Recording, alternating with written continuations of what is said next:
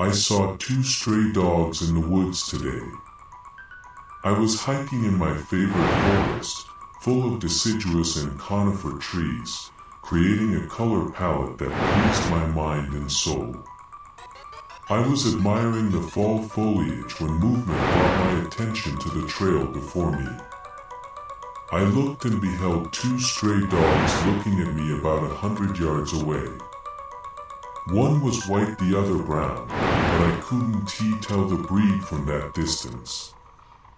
I casually crept closer to them, attempting to appeal to their domesticated side when they both trotted down the trail, disappearing on the other side of the rise.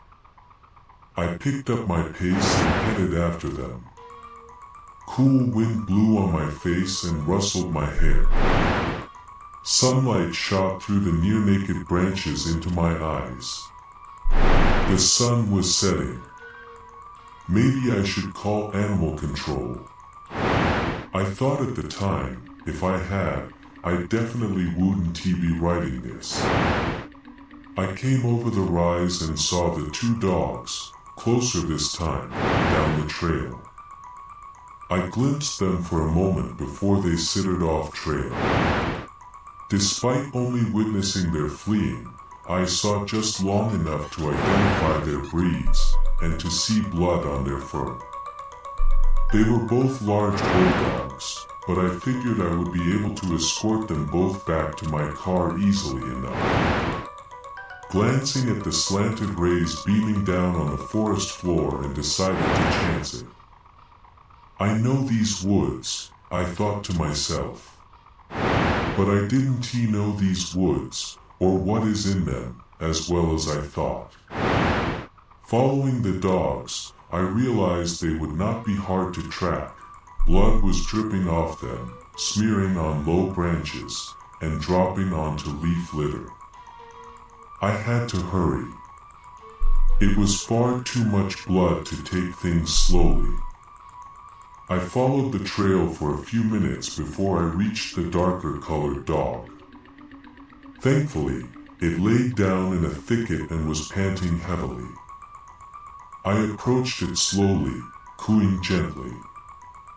From my vantage point I could see the blood was not its, but it covered them. I pulled my water bottle out as it allowed me closer and dripped some on its muzzle. It licked eagerly. I poured a little more and it lapped it up out of the air. I gave it half of what was left in my bottle, then squatted down and patted its head. Its sad, tired eyes communicated more than any conversation I had had with a real person. It said he was worn out and worn down. He said he was tired of running and thankful for the break. But he said he was worried too, worried about his friend out there, and he wanted me to go find them. I tore a piece of fabric from the bottom of my red shirt and tied it on the branches above where the dog lay. I didn't expect him to run off. I continued down the blood trail in the dying light. I walked for too long. Too long if the dog losing this amount of blood was to be found alive. I almost gave up, cut my losses, and was thankful for finding just one of the dogs, when a strange call caught my attention. I pulled out my phone's flashlight and squinted into the darkness. I listened for the call again but heard nothing. Absolute silence filled the voids between the darkening trees. Their sturdy trunks, once so inviting, now pillars supporting the dark ceiling that enveloped me and all the forest with it. Then I heard the other dog whine. I started moving in its direction while its whining got louder and more urgent. The closer I got, the worse it sounded, like its throat was full of liquid.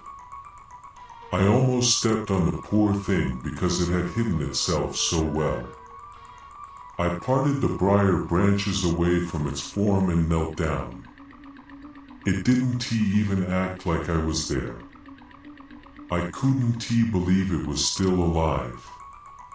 Its back was ribbons of flesh, torn fillets falling off its spine, exposing the bone to the frigid air. I could see its back muscles twitch. There was blood and other, smaller, cuts all over its body. Beneath it, soaking the leaves it laid on, its blood was pooling. I touched it gently and again it didn't seem to register. I put both of my hands on the parts of its flesh that had the least amount of wounds and pushed, rolling it over. It revealed a cavernous opening in its belly. I gasped, seeing the torn stitches from its previous surgery. How did you get out here? I heard that strange call again, closer now. I tried to lift the poor dog off the ground, but it was too slippery and that noise kept getting closer and closer and I could barely see. I tried every way to grab that innocent animal and bring it home at least to give it a burial. I released my weak hold on it, flopping its limbs back to the cold ground. The screech was loud now, not more than 20 feet away.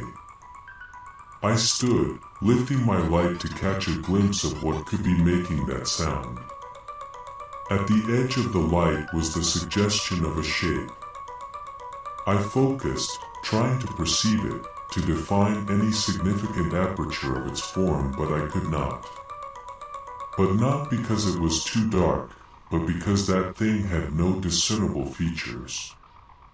As it got closer, all I could see was a long tubular shape, segmented like a grotesque giant caterpillar, furry with needle-like hairs coating its back and belly. It trespassed towards me, enormous black eyes reflecting my light back at me.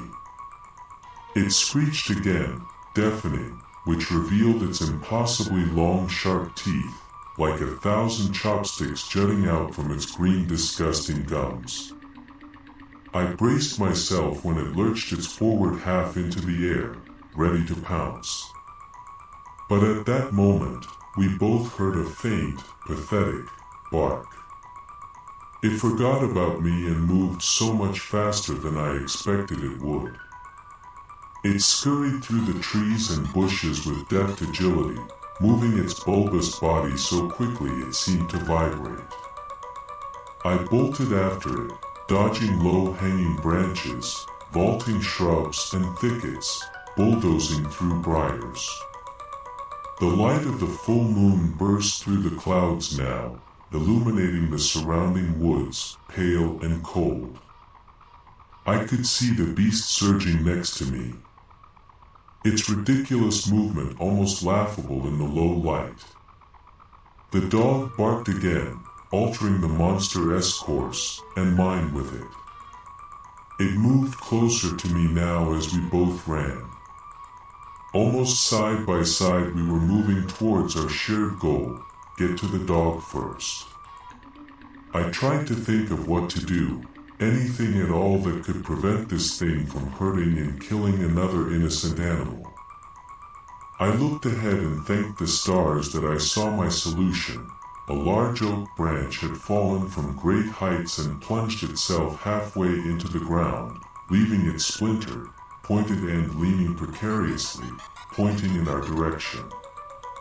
Right before the branch, I bodied the giant worm mid-movement, smashing my shoulder into its yielding soft flesh.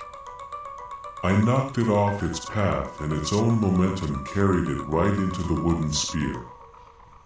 The beast's squelching flesh yielded like wet toilet paper.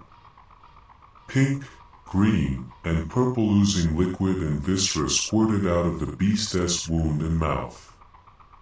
It yowled in agony, so loud I almost regretted causing it pain. But I seized the opportunity. I continued to run towards the other bulldog. I shined my flashlight around and found the red fabric I left behind and the sweet little dog underneath it. His eyes said they were happy to see me. I gave him a sympathetic smile back and, as gently as I could, lifted him into my arms. Hot gulching noises halted our escape. In the limited moonlight, that giant worm returned, splattering its multicolored blood and viscera all over the ground beneath it. Its wounds were fatal, but it pressed on, resisting death to the very end. I squared my shoulders to it and it halted.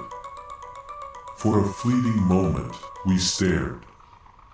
I wondered what this thing was, where it came from, and why on earth it would want to hurt dogs. It reared its ugly form into the air and gathered breath for its last cry. It bellowed forth a deafening screech, reverberating between the trees, making the trees shake to lose their last leaves and bounce my bones in my battered body. I held firm and mustered up as much air and strength as I could. I cried back, yelling at the top of my lungs, allowing myself indulgence into the PR.